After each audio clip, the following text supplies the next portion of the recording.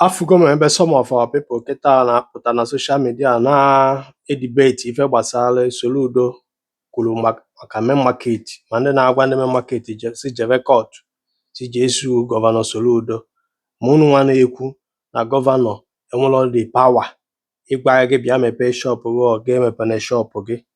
Do you understand me? Na o ji wee bụ nọọ individuals, ịghọtago, private entities bụ ife na-azụ afịa na main market. Mana o nwee ife nchọ ịkọwara gị ebe a. Ịma na this century, this generation anyị nọ bụ ndị Igbo anyị ada like ihe apply ife a na-akpọ logic ma ife dakwasa anyị.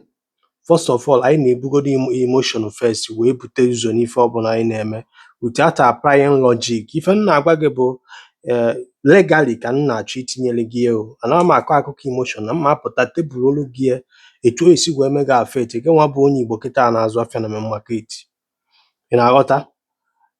Governor of Anambra State nwere legal power ishort or seal any building na Anambra State when it comes to public order, ịghọtago, regulation, ịghọtago, or public interest or concerning security.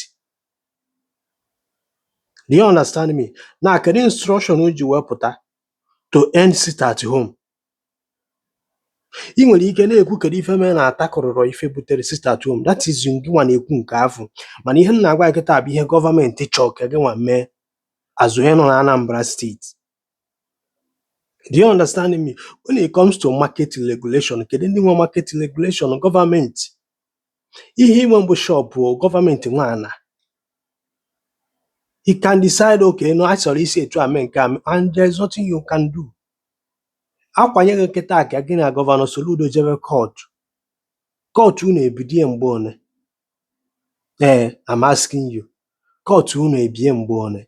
When unu apply logic n'ife ahụ, ama m ihe m ji ekwu nke m. Unu mee nke ahịa short to the market for 1 month. Kedu onye ga-anatụ dị ụfụ? Ọ agbakwa ndị na-akọ akụkọ ife na-akọ na social media. Ana m agwa gị okwu reality nwere ike ife esi unu ma ọ bụ that na gọvanọ Soludo unu disobey ife unu ekwu. Like I said, ndị Igbo si nọọ nganga ka okenye ji agbara efi ọsọ, n'onye ụjọ nara.